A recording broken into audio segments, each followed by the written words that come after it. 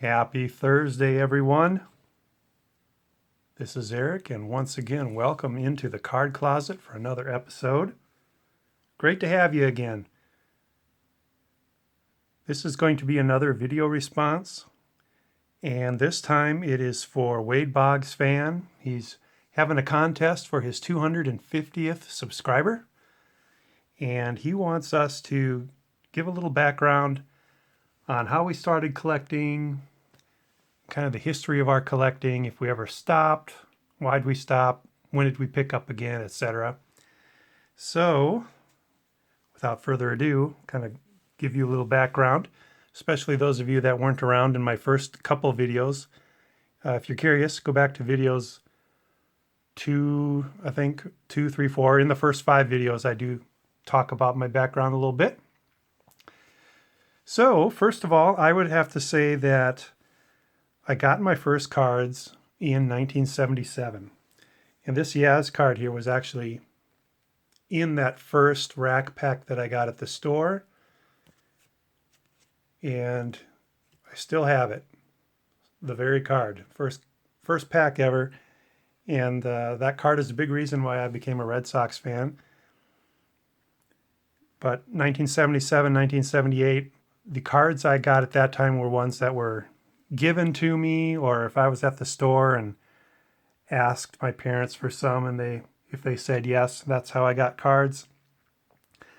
But 1979 and 1980 are probably the years where I really started collecting a lot more, because I was old enough to get on my bike and bike to the store about a mile away or half a mile away that had baseball cards at it. And these are actually some cards I got out of those packs. The store is still there. It was called Quick Check at the time. Now it's a liquor store, but it's still there. Maybe I'll show it sometime. But these are actual cards I got in packs in 1979, 1980. So it helped to be mobile. It helped to have that bike and be able to go get my own. And because I wasn't dependent on others to get them for me, that's when I really started collecting a lot. So 1981, something big happened in the sports card world that you all know about, have heard about, I'm sure. And that was the introduction of Donruss and Fleer. So here's an 81 Topps. Here's an 81 Fleer. Here's an 81 Donruss of Carl Yastrzemski. And so as a kid, as a 10-year-old, I bought packs of all three of those. And just whatever they had or whatever one looked interesting at the time, I just saw baseball cards and I'd buy them. And 1982 was one of those pivotal years for me in collecting, because in 1982 I decided I'm not going to get packs of all three kinds. I'm going to just stick with Topps. So that was kind of a big year for me in collecting, because I focused in on Topps, and that's a decision that thankfully I made, because Topps is still going today and the other two are not making baseball cards anymore, or took significant years of leave and then came back under another company. So I did that. Early 80s, I was all about buying packs. Bought a ton of packs.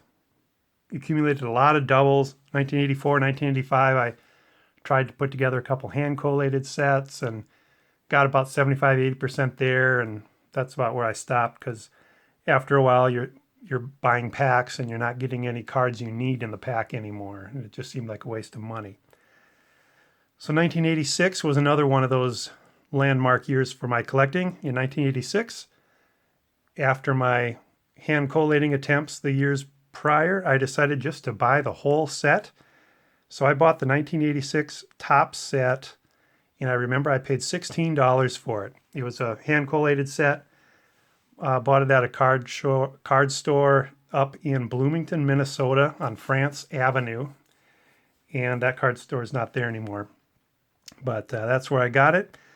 So then Just from there, I just proceeded to get sets every year. And I did go back and pick up sets for tops from the 80s prior to 86 as the years went by. 1988, another one of those years where things were happening. New company came out called Score. And by 1988, I was in high school and I had a job at the grocery store. So I had more spendable money. So in 1988, I bought the complete set of all 4 brands that year. And I still have them. So that's Fleer. Here's 88 Donruss.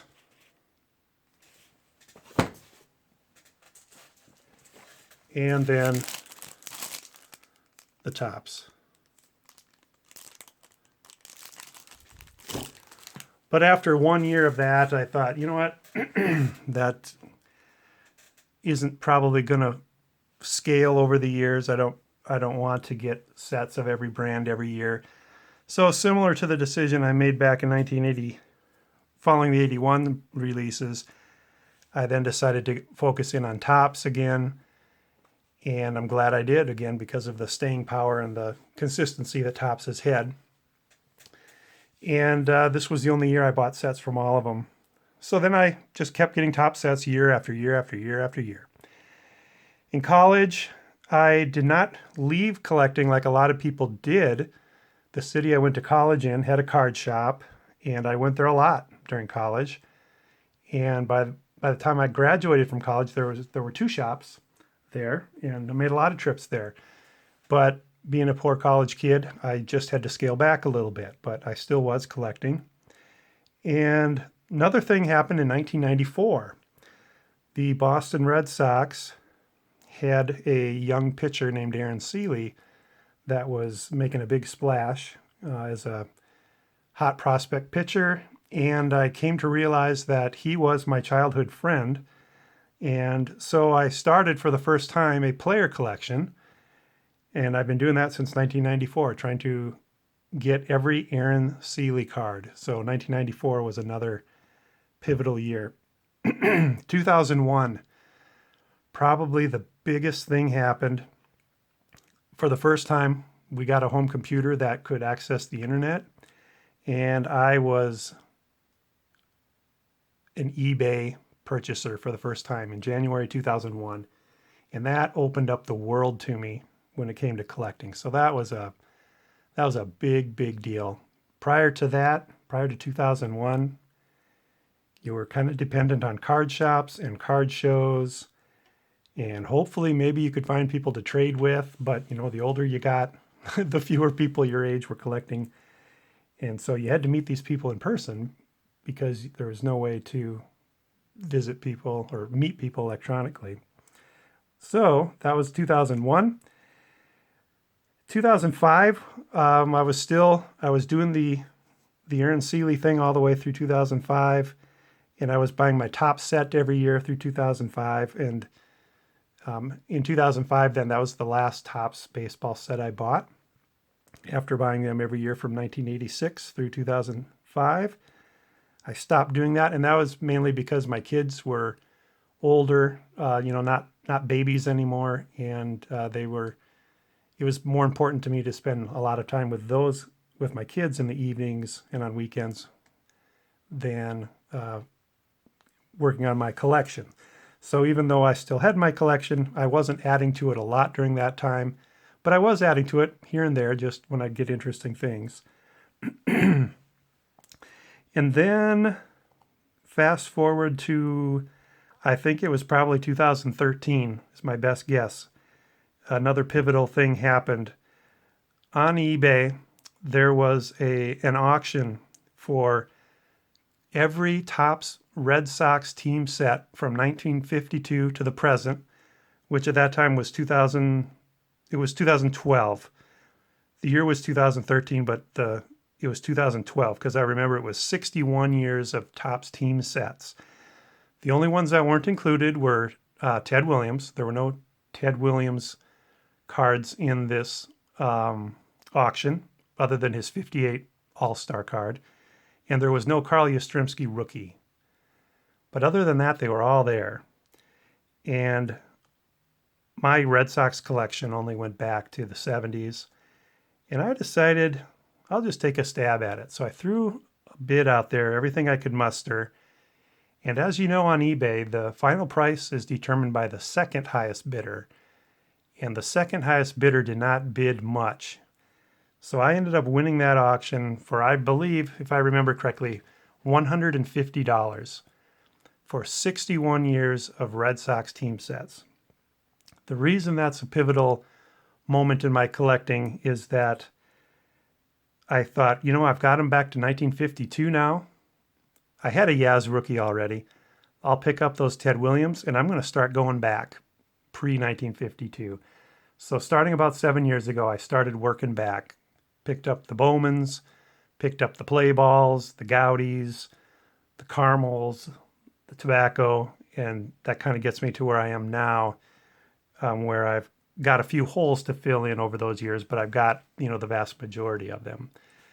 So that was a big thing that happened about 7 years ago. And then about 5 years ago, I decided I wanted to start getting sets again. So I had about 10 years of sets to catch up on since I had stopped getting them. And so the last 5 years, I've been going back and completing those sets. And then I also, at the same time, decided to start including the Topps Traded / update sets in that as well. So I am 99% complete with that. I've still got a few cards here and there that I'm trying to get. And that's why you still see me do these set videos where I complete a set. So, John, that was long-winded, 12 minutes there, but that is my collecting history. At heart, I'm a Red Sox collector and a set collector, and I still consider myself an Aaron Seeley collector, even though it's been a long, long time since I've seen one out there that I didn't have. So, John, thank you very much for having the contest.